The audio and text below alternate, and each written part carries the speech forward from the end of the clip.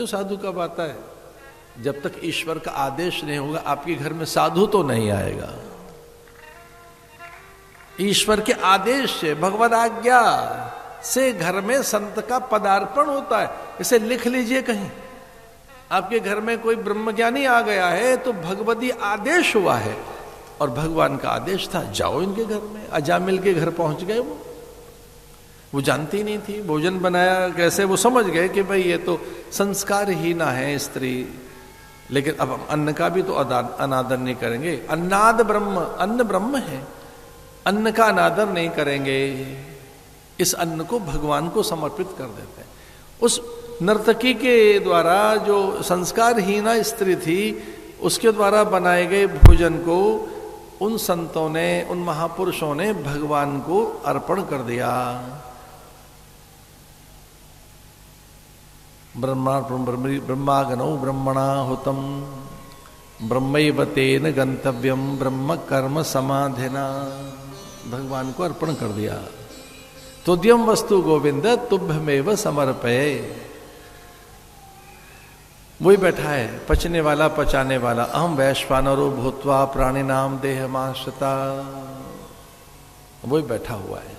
ऐसा ध्यान करके उस अन्न को वो ग्रहण करने लगे, प्रसन्न होकर जाने लगे। अजामिल आ गया। अजामिल ने पूछा कि महाराज, अजामिल से उन्होंने कहा कि भाई कुछ दक्षिणा भी दे दे। यद्यपि उन्हें द्रव्य नहीं चाहिए था, उस ब्राह्मण के मन को टटोलना चाहते थे, किसमें कितने संस्कार अविशेष हैं।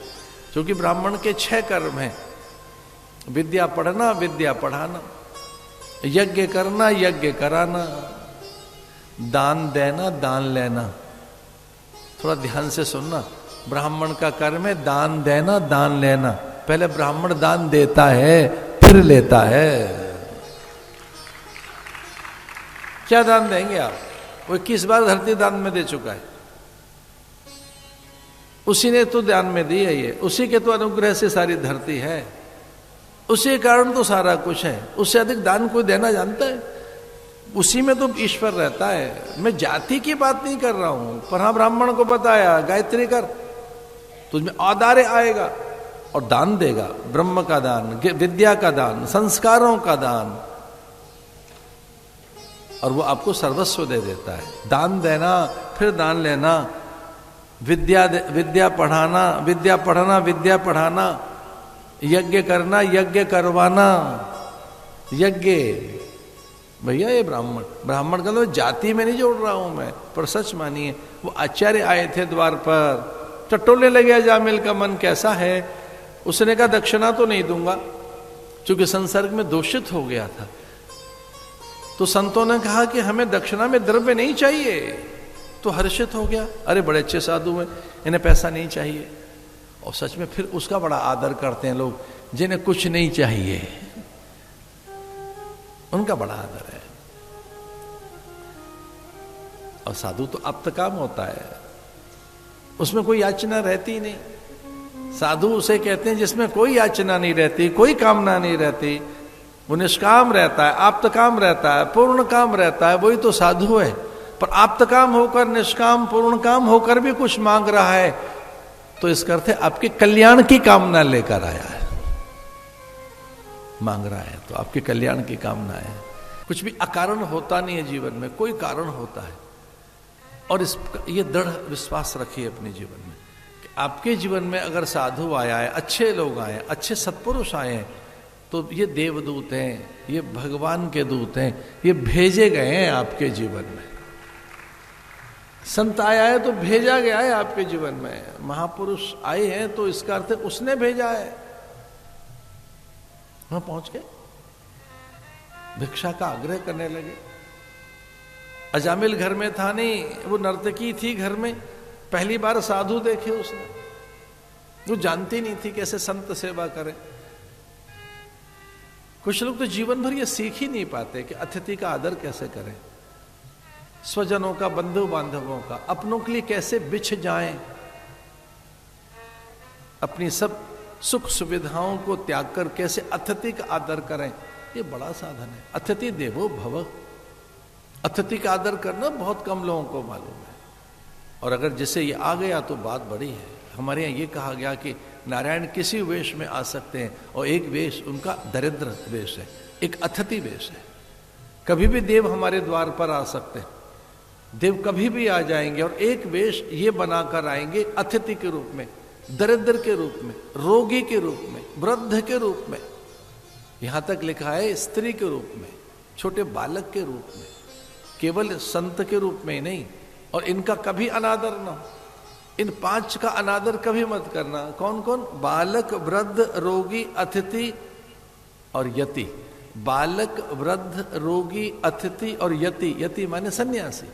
बालक का पहले बालक को दीजिए भोजन, भोजन पे पहले अधिकार बालक का है। बालक भोजन बनाना नहीं जानता, उसे पता नहीं मैं कहां से ग्रहण करूं, तो स्वयं भोजन न करे।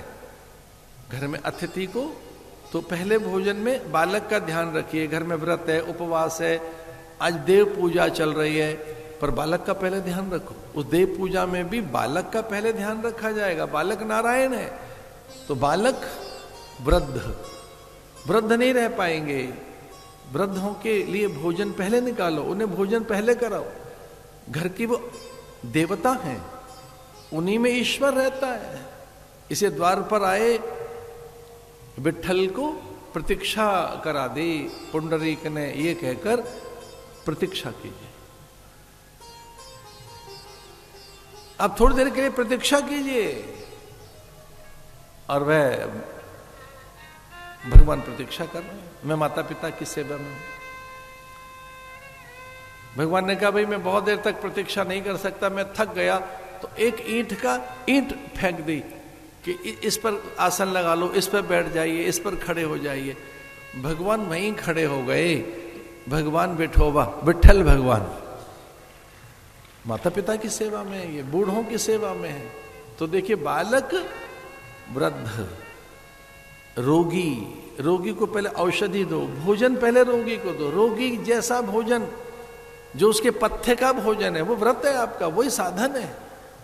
आप कहेंगे जी हमारा व्रत चल रहा है, पूजा है, अपना ध्यान लगाएं, जप करें, हम तो स्वाध्याय में व्यस्त हैं, अब इन रोगियों को अभी भोजन देना है, औषधि देनी है, हमारा भजन छूट जाएगा, जप चला जाएगा, हम तो पारायण कर रहे हैं। ना ना भाई नहीं, उन पर पहले ध्यान दो। बालक, वृद्ध, रोगी, फिर अतिथि। आप कह दो हमारे यहाँ तो व्रत है, आज भोजन नहीं बनेगा। अब बाध्य नहीं कर सकते ना अतिथि को भोजन व्रत करने के लिए। अतिथि, बालक, वृद्ध, रोगी, अतिथि और यति। अच्छा, यति अग्नि छुएगा नहीं, सन्यासी अग्नि छूते नहीं है। सन्यासी को अग्नि छूने का अधिकार नहीं है, वो अग्नि त्याग देता है, ज्ञानाग्नि के साथ रहता है। तो जब सन्यासी के पास अग्नि नहीं है तो भोजन कहां से बनाएगा? इसे सन्यासी का भी अधिकार है। जब आपके घर कोई साधु आ जाए तो उसको भोजन दीजिए।